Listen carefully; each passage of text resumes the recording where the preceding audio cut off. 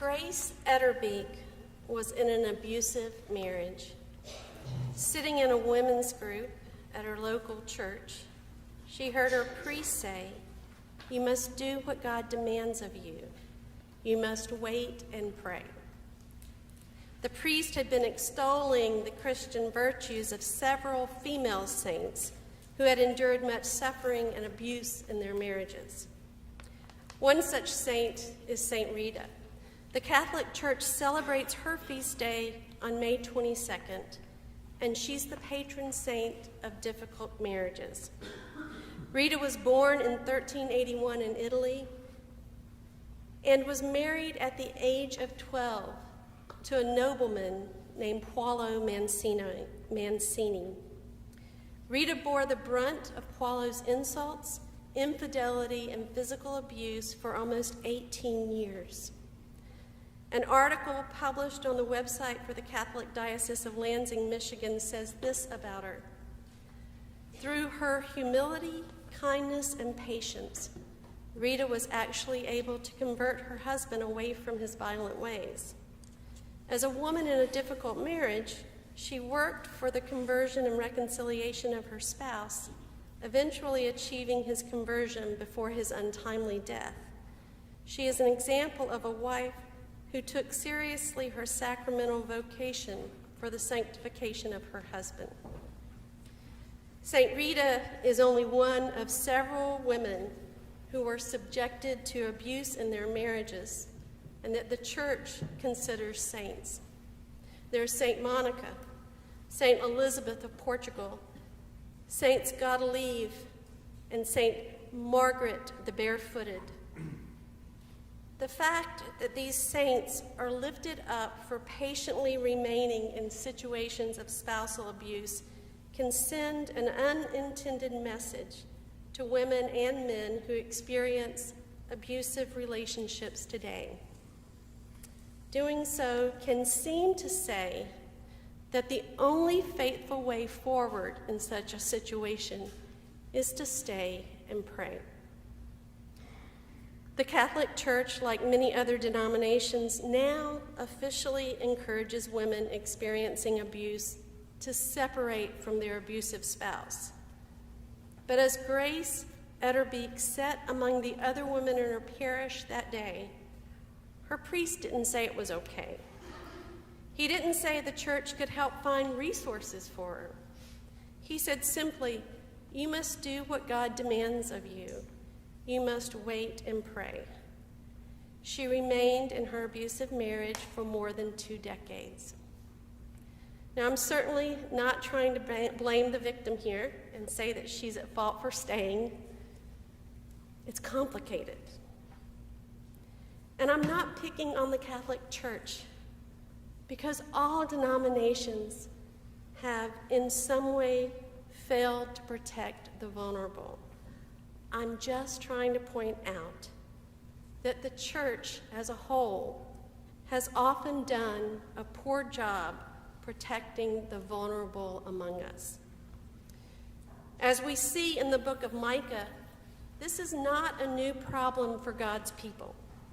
The prophet Micah was active in the southern kingdom of Israel, in Judah, during the last part of the 8th century BCE, during the time when the northern kingdom of Israel fell to the Assyrians.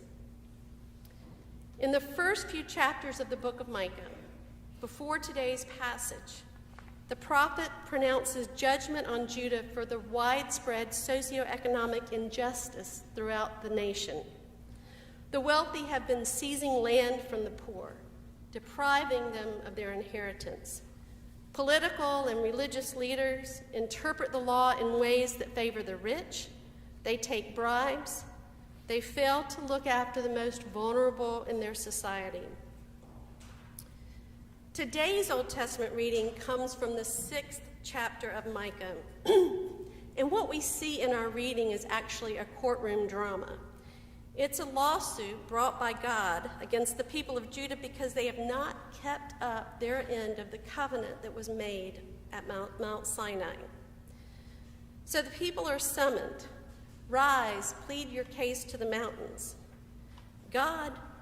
The plaintiff states his case. "O my people, what have I done to you? In what have I wearied you? Answer me."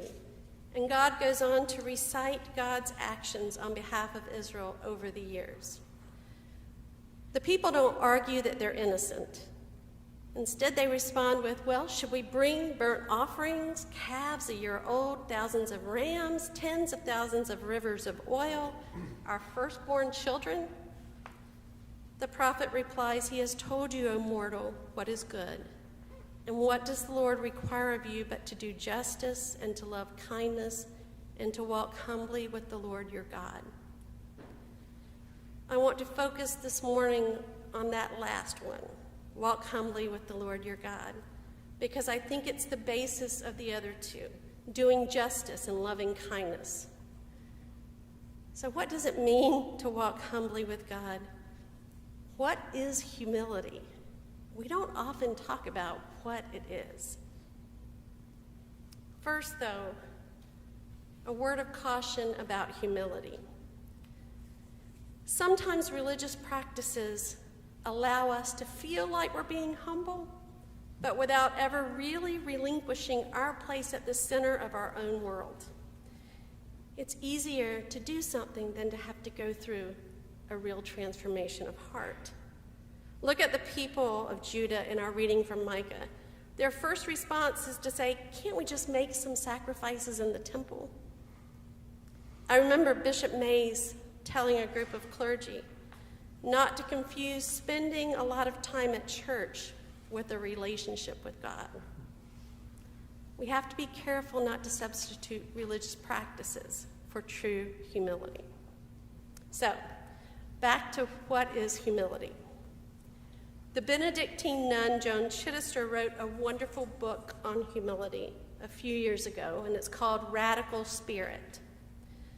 Chittister says that humility begins with knowing who God is. St. Benedict's rule of life says to keep the fear of the Lord always before our eyes, or to keep a reverence for or awe of God always before our eyes. This continuous reminder that, as some people say, God is God and I am not, it's not meant to make us feel small, powerless, weak, or constrained in any way.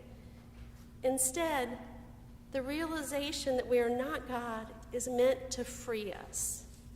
And it does in at least 3 ways it frees us.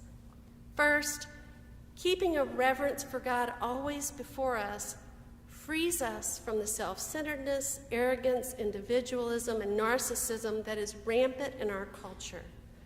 It frees us from the compulsion to make shrines to ourselves everywhere we go. Those are the chains that drag us down, the weight that we feel on our shoulders to make ourselves into something. Humility is an antidote to a society that glorifies achievement and success. And second, when we're free from the tyranny of self, from our own agenda, we're finally free to give ourselves to something bigger than us, to the will of God, to God's dream for the world, which we also call the kingdom of God. We realize that the goodness that God intends for us, God intends for those around us as well. And we see ourselves as responsible in some way to a greater good than just our own. We protect the vulnerable in our midst. And third, knowing that we are not God frees us to risk more and attempt more than we ever would otherwise, because we know that it is not all on us, that God is always with us and always there to catch us when we fall. In fact, the Beatitudes tell the story of God catching us. They are not just moral exhortations, they are God's promises for those who give themselves to God's dream for the world. Blessed are the poor in spirit, those who are not arrogant, who know that they cannot meet all of their needs but must rely on something outside of themselves. For theirs is the kingdom of heaven. Blessed are those who mourn, who open themselves to the pain of the world, for they will be comforted. Blessed are the meek, those who do not coerce others, but act with gentle strength, for they will inherit the earth. Blessed are those who hunger and thirst for righteousness, those who align themselves with the oppressed and work on the side of what is right. They will be satisfied. Blessed are the merciful, those who forgive and treat others with compassion, for they will receive mercy. Blessed are the pure in heart, those who are not double-minded, but instead love God without reservation, for they will see God. Blessed are the peacemakers, those who treat their opponents with care and respect, who pray for their enemies, who break down all kinds of walls, for they will be called children of God. Blessed are those who are persecuted for righteousness' sake, those who are deemed losers because they refuse to subscribe to the world's ideology of success, power, and achievement, for theirs is the kingdom of heaven. The Beatitudes are God's promise that our lives are, in the end, always held in God's hands, that we can live according to the kingdom of heaven because God will always catch us. The gift of humility is that it frees us to know this grace of God in our own lives. The bottom line, walking humbly with God doesn't make us small or weak or constrain us. It sets us free to become our true selves, who we are in God's eyes. We don't learn to do it overnight. It is the work of a lifetime, and it's a journey we make together, one step at a time.